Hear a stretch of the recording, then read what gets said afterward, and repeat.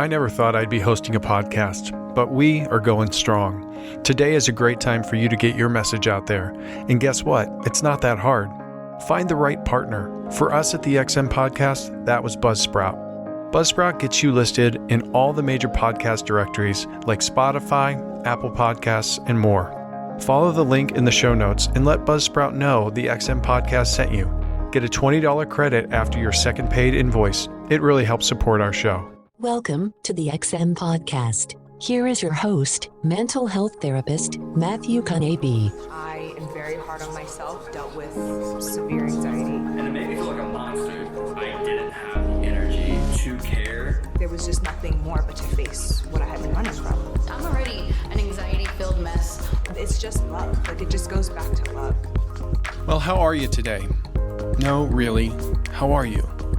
In fact, I'd like to encourage you to take a moment and check in with yourself and see how you are really feeling. You see, sometimes it's important to pause and be aware of what's going on inside of us. I'm pleased to have noticed that we have a bunch of new listeners. Grateful for all of you who keep coming back to listen and share the XM Podcast as well. Today, I must admit, I'm a little surprised that I'm only now covering this topic of anxiety and depression in its season 5. It's an episode I probably should have done way back in season 1, but I guess better late than never. I know we've talked about these things, but we haven't had a whole show designated to discuss these topics. To join me, I've invited a dear friend and a colleague to bring some expertise and wisdom to the conversation. Please welcome back to the XM Podcast, licensed professional clinical counselor, Patrick Milloy. Thank you, Matt. Doing great. Glad to be here today. You and I were just talking. I feel like it's a shame that you've only been on the podcast one time before this. I don't know what I've been thinking, but such a wealth of knowledge right down the hallway from me. I've been under a rock. I've been kind of hiding, so it's hard to find me. We got to get you out of that rock, my friend. So I'm so thankful. I think you and I talked about grief in a podcast, which was timely.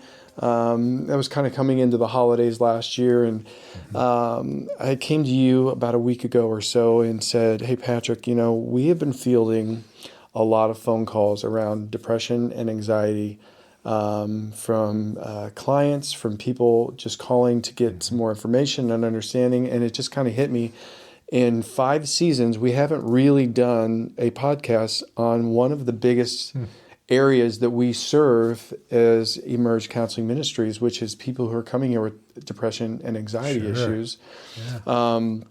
So that's what we're going to kind of dive into today and talk about. And I think it's such a important topic that sometimes can get glassed over by the other things that, kind of grab our attention that are maybe not as generalized. But what are some of your thoughts to even get this conversation started on depression and anxiety, and maybe why it's such just a large conversation? Yeah. Well, yeah, they're so related to one another. First of all, they're so. We'll talk about comorbidity a little bit later, probably. But one of the things in just putting some thoughts together that came to me is they're like two sides of a same coin or so. Depression is the absence of stuff that should be there, like excitement, energy, mood, whereas anxiety is the addition of stuff that shouldn't be there, like worry and everything. And I thought that was an interesting concept, that how what we see in them, and they are so prevalent as well.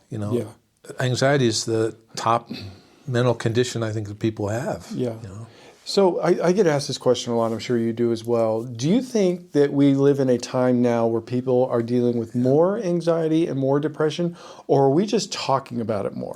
No, I think there's more. Yeah. I think we're living in times with more. When you look at, our societal, the things that have happened from the pandemic on, people worry about health more, I think, and the whole political climate, the world climate, and things that are happening, I think promotes anxiety especially, but certainly depression too, in like the sense of, well, what can I do about that? That, hopelessness being a part of depression, if I don't feel like I can do something to help with the situation, it can promote some of those feelings of hopelessness. So let's maybe pick one. Let's maybe start with depression. Yeah.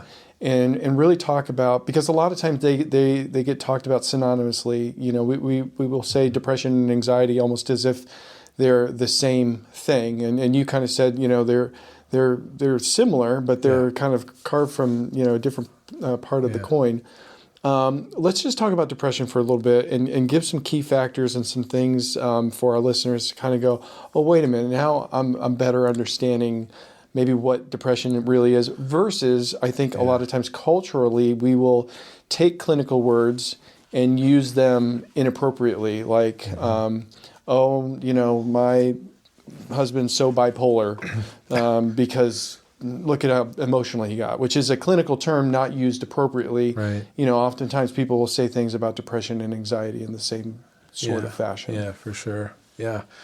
We use the word depression a lot. Like it's pretty normal to feel depressed feelings, but that's not depression. Depression's a whole syndrome, a whole collection of symptoms that we'll see, you know, as part of the disorder. You know, the low mood, but it's also the loss of interest in things that used to be pleasurable to someone, and sleep and appetite problems and sense of hopelessness, and sometimes thoughts of death, thoughts of dying, wish I wasn't around, or suicidal thoughts, loss of energy, you know. It's all those things that should be there that aren't there with depression. So that's part of how I think we confuse things, like even with other terms like narcissism we've talked about, is that, you know, we use them colloquially. Yes. When, you know, everyone's gonna feel depressed sometimes and down, but not everyone is gonna have a mood that lasts for, you know, weeks and beyond, that's depressed with these other symptoms. Yeah, I think that's a really important thing. The idea of happiness and sadness, the reality of those things is they come and go. They're ever. It's life. They're right. And so I think, you know, it's unrealistic for us to expect us to go through life and not have moments of sadness and not have moments of joy and happiness. But depression is a different thing than that. It's not going into a sadness necessarily. It's not a feeling. Yeah. It's not a feeling like, you know, we're describing the ups and downs of life. Right. So talk to me about that. It's not a feeling, so it is more of just a state of being. State, yeah. Yeah. Right. Well, you could think of it this way. We could think of like, okay, I'm feeling down. That's like weather. Right. We know weather's going to change. But depression's more of a mood. It's more like climate. Yeah. You know, that's generally going to be the same. And this whole collection of symptoms that we just talked about are going to be present. They're not going to be present in the normal everyday kind of, you know, I'm really bummed. I'm depressed today, people will say. Yeah. Those days are going to happen. If you were to then kind of give us a general outline of a client, you know, give us a little bit of a client description of somebody who's coming in, a classic client that's dealing with a major depressive disorder. What are some indicators of that client that might be different from somebody who's going, you know, I'm kind of sad today? One of the things for me, I'm real sensitive to people's energies as we connect and talk, you know. I feel that droop. I can feel that heaviness with someone. So it's something that someone might say and tell me about, how they're down and they've been down for a while, but it's also something that I'm going to experience in the room, is what I find when I'm with someone. So I'm going to get a sense of that. You can tell how someone looks. You look at the expressions on their face. There's nothing that is as that doesn't come forth, you know, is flat. You know, there's not an excitement that you see. You can see a low energy, sometimes moving slowly, but they'll just talk about. They're not able a lot of times to identify something that they're happy about or something that they enjoy. Yeah. How long has it been like that? Well, it's been like that for months or for a year. You know, so we're going to hear things and we're going to notice and see things and feel things with someone who's depressed. And I feel like there needs to be an understanding that that's not something people just kind of pop out of. No. It's a process. Right. From your perspective, what are some of the life experiences that over time lend themselves to draw somebody into a depression? Well, we can certainly think of early life experiences that catch up with someone. We can think of trauma. Like we talked on the last podcast, grief, if it isn't processed, if people aren't mourning, that can lead to depression. Medical conditions, drug and alcohol use, all those kinds of things. But there also is a genetic component that's been found too. Now, that doesn't mean someone, if they have the genetic marker, is going to have depression, but there is a correlation. Yeah. I find that there are connections with clients that I've dealt and worked with who have depression, that there's a long series of how did I get here? A long series of I tried this, and nothing's working. And then it's almost like you get to the point where you're so in the quicksand, you've stopped moving. Like we've exhausted all the resources. I've tried everything. Nothing's working out for me. Life is not going in the direction I thought it would. A lot of it's relational. Right. Relationships that don't work, or relationships that don't turn out the way you thought they would, or he or she turns out to be somebody that you didn't think they were going to be, and all of a sudden now, all of this energy I've put into this, and it's now not going in the direction I thought it would, that oftentimes tends to start looking like, okay, I've now fallen into depression. Which is interesting to me, Matt, is those are things that lead to the condition of depression, but they're also the things that exacerbate it. Correct. So it's like a wheel that's turning. Exactly. Yeah, I think a lot of times when I'm speaking, and I've probably said this on the podcast before, my delineation with anxiety and depression is often the look back. It's like the rear view mirror of going, what happened? And this isn't the way it should be. And this is not how life was supposed to turn out. Where anxiety is more of the view down the road, and you're going, how am I going to get there? And there's concerns about the road ahead, and it's a lot of invention about filling in the gaps of, well, I don't know what the answer is going to be or the destination is going to be, but it's going to be horrible, and I'm going to, this is going to happen to me. It's like you're putting in gaps. Is it Mark Twain who said, I've had so much anxiety about so many things that never really even happened to me. I botched that. But I mean, that's essentially what he was saying is my anxiety, the amount of time I spent worrying about something on stuff that 99% of the time never come true, right? Happen. Yeah. So, let's kind of wrap up depression for a minute. What do we do when someone's coming in, like with somebody who's listening right now? And I've done this, I'm sure of you. I've done telehealth with clients who have had depression because they can't even get to our facility. And some of the work we've done is today, you're going to talk to your left foot, and the left foot is going to move out of bed. And that's great. That's our goal. Yeah. I mean, we're not going to move beyond that. We're just going to say, left foot today, you're going to touch the floor. Because people who severely are stricken by major depression, sometimes it's so bad they can't even get out of their bed. And I've had that conversation on telehealth. What are some of the therapeutic things that we want to be sharing with the audience? I think what you described right there is so powerful because it's conveying hope. People who are in the midst of depression don't have a lot of hope and a real gloomy outlook for the present and the future. Yeah. So if they can accomplish something like even moving one foot out of the bed, you're conveying hope. But I think you as a therapist, we as therapists, want to convey that, look, here's what's going on. This is what depression is. We want to teach kind of what we're talking about, that it's a collection of things. It's not your fault that it's happened. There's a lot of reasons that this happens, like we talked about. But understanding what it is, but that there's a way out of it, and conveying that hope, to me, is an important thing in a first meeting with someone. Yeah. Talk a little bit, too, because I know this is a sticky subject, but sometimes pharmaceuticals come into play with depression. And I know a lot of people are like, I'm antidepressants and I'm anti these things, but sometimes there is a chemical thing that's going on. What are your thoughts around that? I believe that medication is a very effective and helpful tool with depression. Yeah. It doesn't have to be necessarily long-term, Right. you know, because you're right. And, you know, as faith-based, you know, people will come in and say, well, I'm not relying on God then if I'm taking a pill, you know, and I don't want to be dependent on a pill and all. And it takes a little bit of kind of broadening their understanding of why that this addresses some of the chemical imbalance that happens over time Right. when someone is in this state of depression.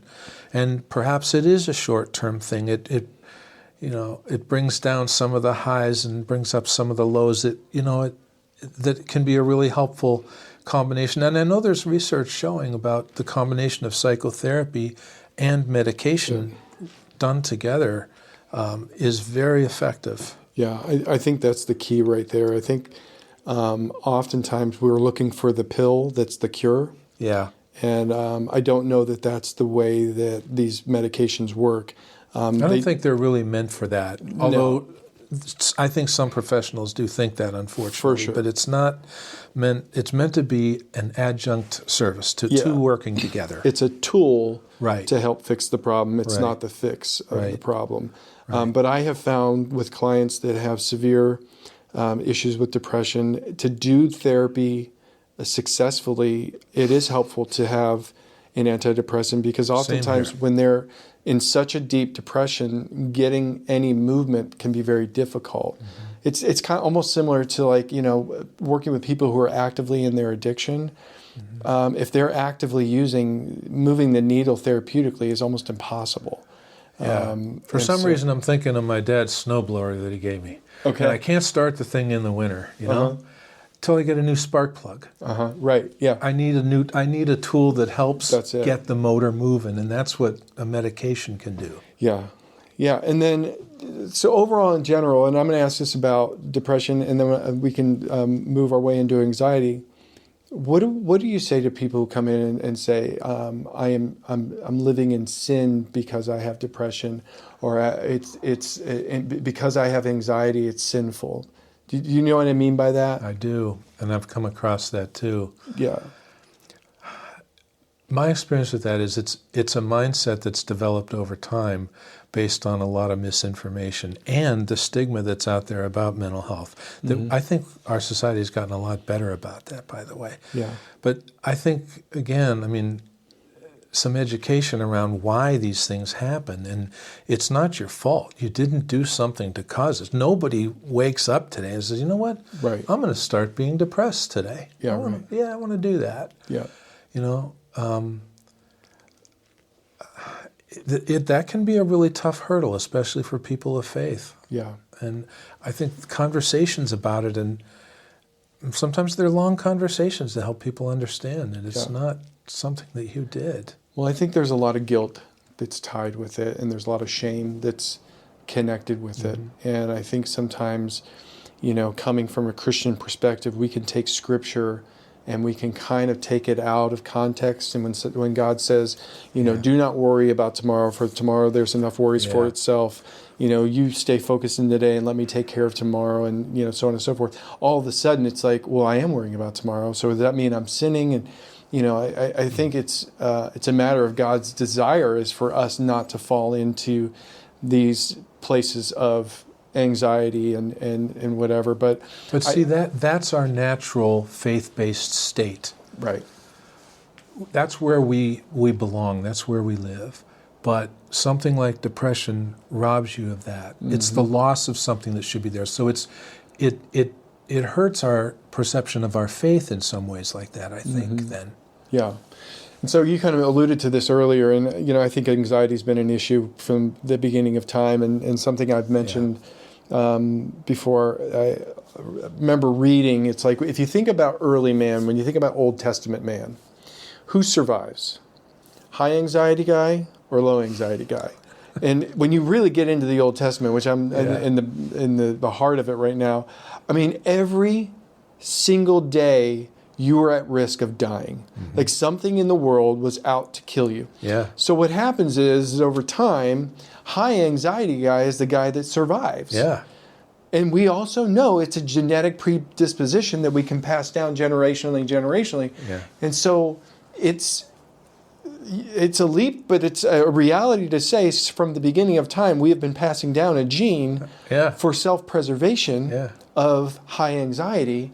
Now, you and I live in a culture right now where I'm not very scared of a saber-toothed tiger jumping out of the woods that are out the window right now and killing me, but I know in my life I have responded to stimulants as if a saber-toothed tiger is jumping out at me. Right. And I question that sometimes of going, in the moment I'm responding as if I'm in a life or death situation, but in reality I'm not. No. But I'm just wondering then all of a sudden, what you had said earlier, I do believe coming out of 2020, in the last several years as clinicians, we have seen a massive uptick in the amount of clients coming in with anxiety-related issues. So I just painted a whole picture from the beginning of time till now. Well done. It only took a couple minutes. That's right. Wow. So, what are some of your thoughts around this epidemic of anxiety? And I've said this before. I'm the first one to admit I have had anxiety issues in my life, and understand and have empathy for people who suffer. Right. Yeah. What you described, we don't survive without anxiety. Correct. And we don't thrive without it. And there's a positive aspect to it. It's a positive thing. Yeah. But it's a feeling, it's a temporary thing rather than something that's ongoing, like we've talked about, same with depression. Yeah.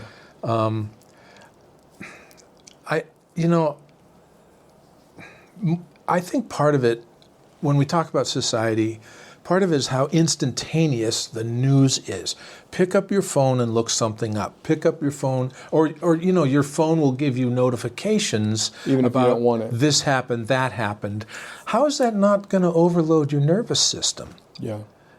So some of it is the availability of information that we're like bombarded with new stuff to worry about. Yeah. Whether we want to or not sometimes. Yeah. And it's out of our control. Yeah. A lot of it's out of our control. Yeah.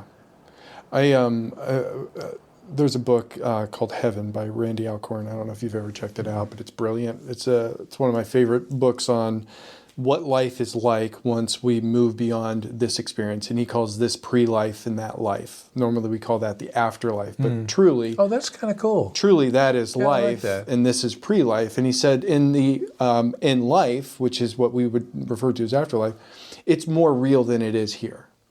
And what he was describing is, if you are, and again, it's a physical experience, but if you're looking at a mountain and your mind goes, I'm on that mountain, all of a sudden you're on that mountain. Yeah. The power of what God has designed in the mind. Right. Now, I don't think we have any concept or understanding of the complexities of that.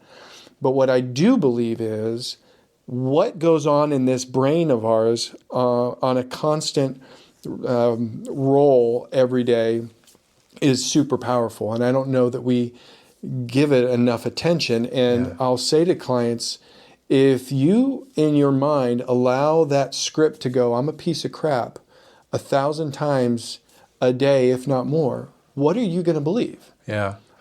Probably, Yeah. Some of the research on the brain, has shown we think 60 to 70,000 thoughts a day. Mm-hmm.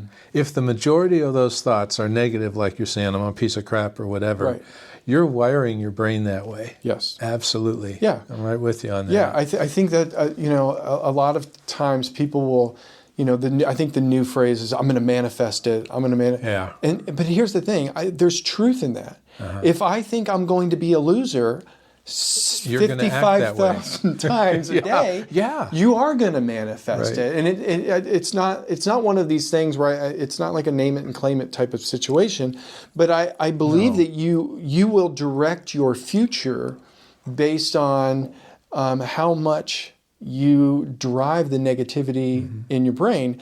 Mm-hmm. Now, with that being said, I think it's important to recognize that I do believe God gives us dominion over our thoughts. Yeah. And we do have the power to kind of go, wait a minute, that's not true.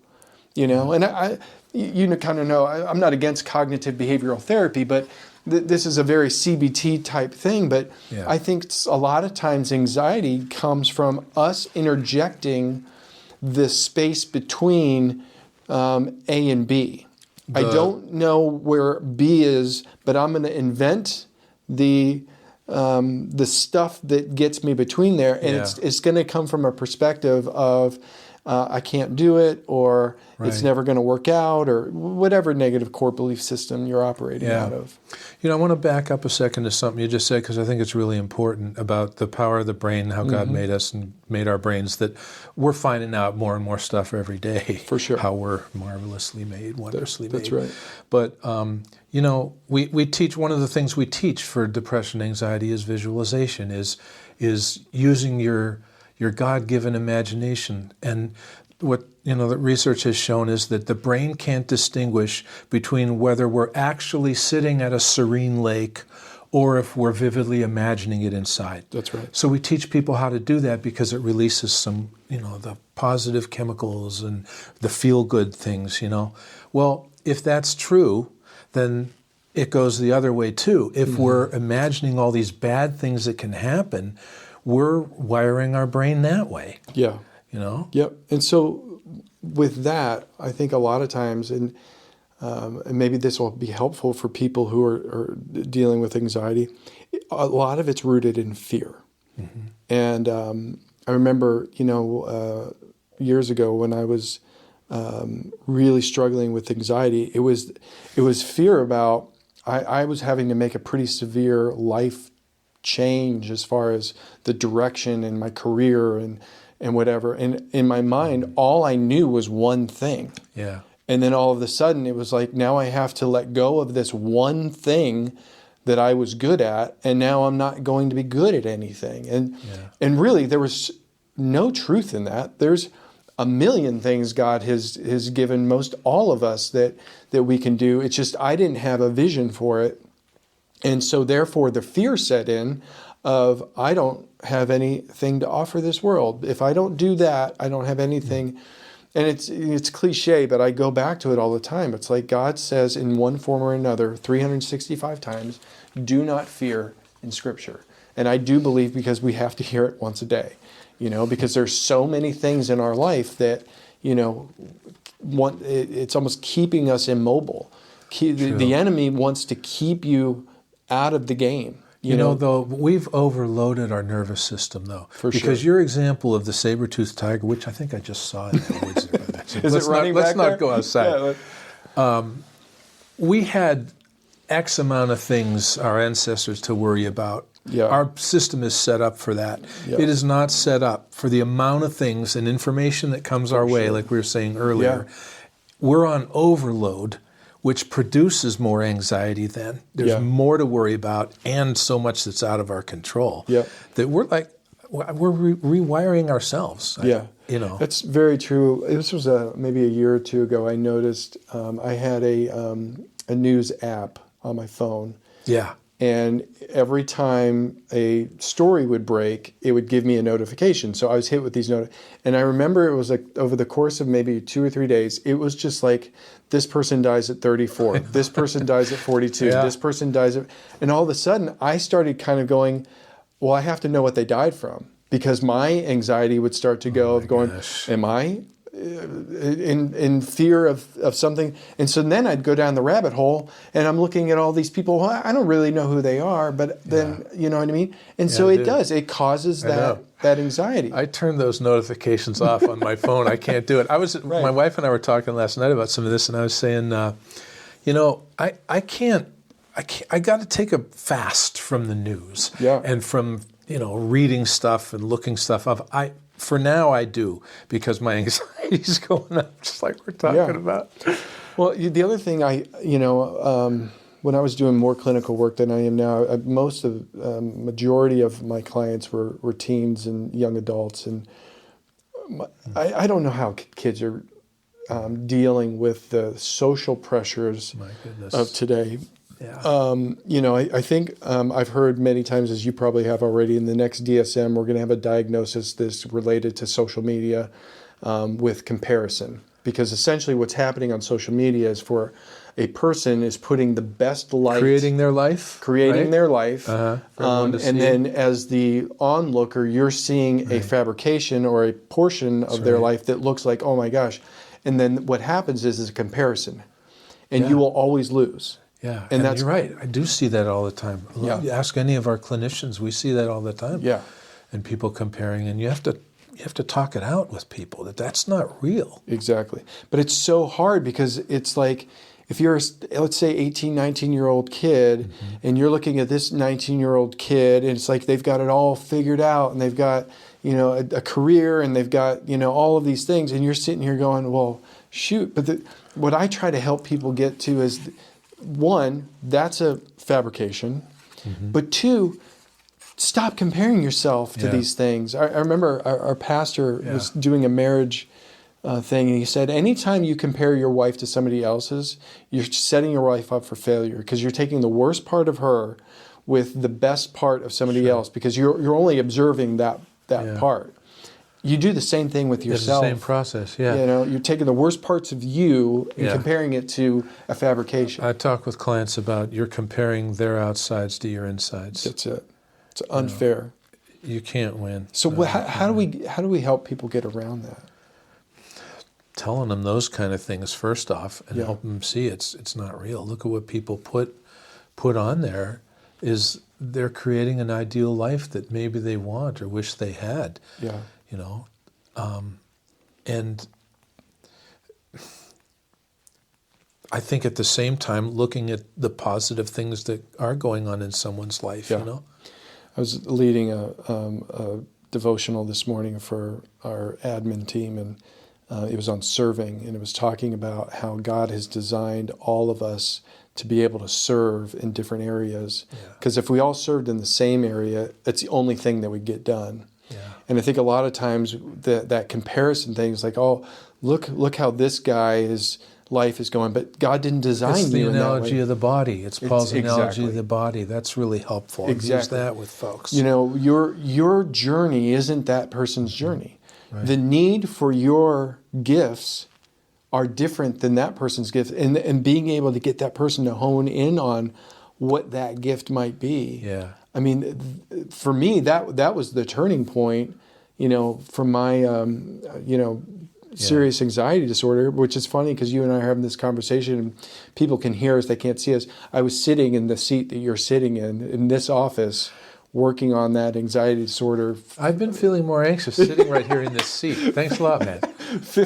Almost 15 years ago now. Wow. I was in this is now my office, but I was 15 years ago a client in this office working on anxiety issues, which is serendipitous on some levels, I'm sure. Yeah, it's pretty cool. I think it's important for us to be able to look at going, what is God's plan for me versus what's my journey compared to that person's?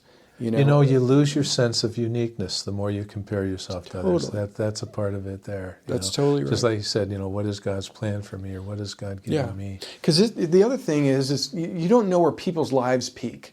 And you're comparing yourselves to this guy whose life is peaking right now, but we don't know what's going to happen in 5 years. But God's plan for you is in your 30s, that's where you're going to really hit and find some success in an area. Yeah. But then you're going to go through another adversity because God's going to shape you into So it's just I think that I think that's where the communication, the quick access. I always call it a fast food culture that we live in. It's like, can you imagine? Like even the era I grew up in, it's like it took a long time for news to get around the world.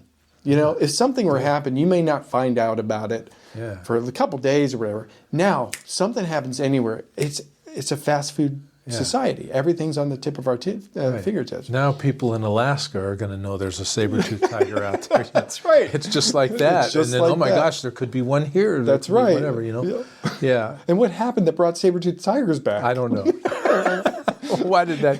Here's the headline. All of a sudden, saber-toothed tigers. But you know what? If you think about that, though, this is all bad stuff that we're talking about. Yeah, right. A saber-toothed tiger, or what disease came out, or what new thing, or what tragedy happened. Those are the things that get around like wildfire. Yeah, for sure. Because that's what sells. Yeah. every once in a while you see the feel-good story, but for the feel-good story, you have 10 of the other ones. I think one of the other things, too, I think is important when coming to whether it's a saber-toothed tiger, or sometimes I use a bear analogy oftentimes. Yeah. It's like if you and I were walking in these woods out here and we're walking around the corner and a bear comes walking out, there's a chemical reaction that goes off in our body. Right. And we see that bear. At that point, you and I don't need to be cognitive with the bear. We don't need to tell the bear a joke. But we go into a fight or flight, and we need to fight that bear, we need to run, or we need to play dead. That's right. And what God did is he designed our system so that it's a survival mode in that moment. But I think what the problem is so many people in their life have grown up and the bear lives at home. And they grow up in a home, and from 4, 5, 6, 7, 8, 9, 10 years old, their brain is being shaped because the bear is an abusive father. The bear is a unattentive mother.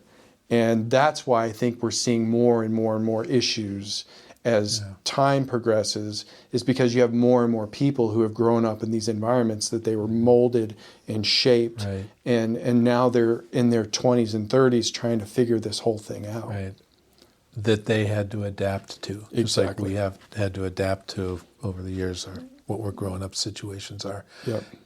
Wiring the nervous system, as Yeah. we've said. That's really good. Yeah.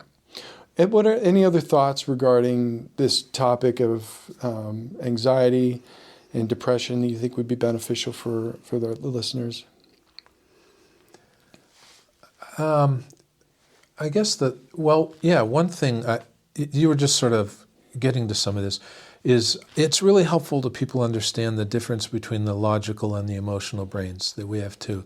And these feelings and stuff and experiences we've had that get into our implicit memory, it's not available to our rational brain. Correct. Your example, walking in the woods and seeing a bear, you're not going to sit and plan what to do. You react just like that. Mm-hmm. And that's what happens, I think, when we're talking about these news stories and stuff. That's our emotional brain reacts to that, not our logical brain. But it's the fear and the emotions are so powerful, it overrides, that rational brain goes offline. And so some of our work with people is to help them learn how to calm that emotional brain. How much of anxiety work is learning how to calm? Totally. Breathing, grounding, so that your rational brain can get back on board, so that we can have these conversations about you're comparing your insides to someone's outsides. That's right. Yeah, and what you're saying, so the physiological response is the front part of your brain, which is called the prefrontal cortex. Mm-hmm. In those moments, it actually shrinks.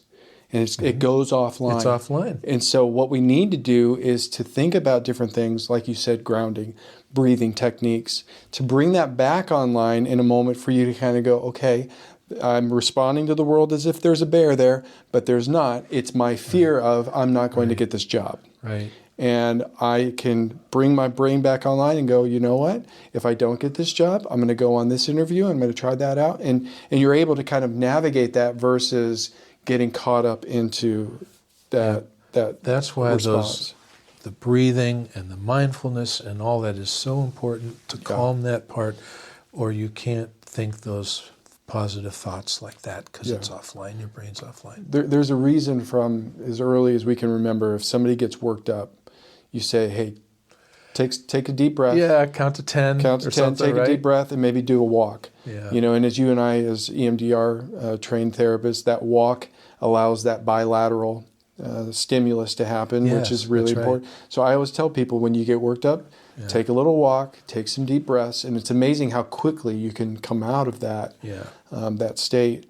I think this stuff is so important, Patrick, and I you know how much I appreciate you and think of you. And I think the other thing is, so many people suffer from depression and anxiety at some point in their life. It may not be forever, but this specific topic hits such a massive group of people. Yeah. And if anything, walking away from this conversation, my hope is people would, be able to look at this and go, you know what, there's nothing wrong with me. This is something that I'm living with it right now. It doesn't mean it's a life sentence. Yeah. It doesn't mean that God hates you. It doesn't mean that you've been abandoned by God. You know, some of the other things. You know, back to what you were saying about sin, people thinking it's sin. Yeah. This just dawned on me that what we've been talking about here is these conditions happen within a context, this environmental context that we're talking about, and the influences, you know, that come our way and so quickly, and the bad news and things like that. We're saying it's not just about you or your character. And that's a point I like to make to people. This is not about your character. This is about a response within the context to many stimuli that nowadays overwhelm us. Yeah, that's so good. And a lot of times it's stuff that's unprocessed. Yeah. You know, unprocessed life experiences. That goes back to, right. Yeah, Right. I think that's important. What we're teasing out is saying it's not that there's something wrong with you. No. It's just, you know, like you and I talked in the podcast we did before about grief, most people aren't taught how to grieve.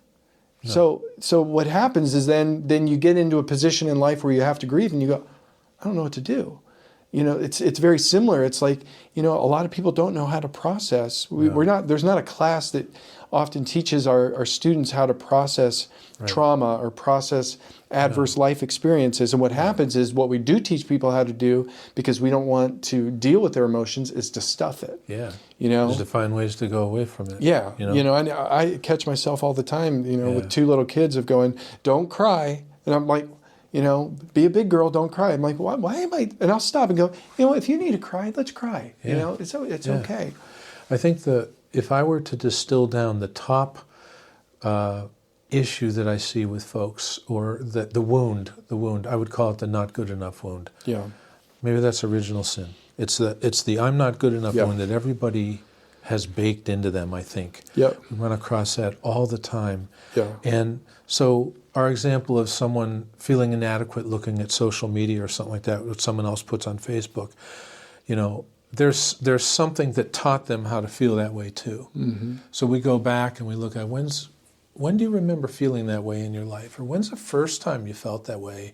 When's the worst time you felt that way? Yeah. Those are some of the things, those are some of the markers that point to why they feel so bad now that we need to process and talk about. That's good.